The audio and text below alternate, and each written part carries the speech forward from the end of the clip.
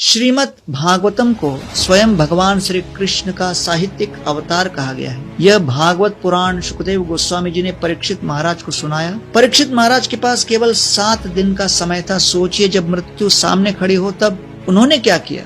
उन्होंने किसी भौतिक वस्तु की शरण नहीं ली। उन्होंने केवल और केवल श्रीमद् भागवत कथा का आश्रय लिया। जिस तरह भोजन हमारे शरीर का पोषण करता है, वैसे श्रीमद् भागवत हमारी आत्मा का पोषण करता है। और यदि हम श्रद्धा पूर्वक श्रीमद् भागवतम का केवल एक श्लोक भी पढ़े या सुने तो अज्ञान की अंधकार नष्ट हो जाए और जीवन अलौकिक हो जाए। श्रील प्रभुपाद का जीवन इसका साक्षात प्रमाण है। यद्यपि वे विश्वव्यापी आंदोलन तथा भक्ति का प्रचार स्थापित करने में बहुत व्यस्त थे, फिर भी रात्रि के समय केवल 2 घंटा शयन करने के पश्चात श्रीमद् भागवत के तात्पर्य लिखते और श्रीमद् भागवत का पठन करने में कोई समझौता नहीं किया, क्योंकि श्रील प्रभुपाद जानते थे यही वह श्रीमद् भागवत रूपी मधुर फल का आस्वादन हमारे आध्यात्मिक जीवन का आधार है, जिसे चखकर आत्मा तृप्त और आनंदित हो जाती है।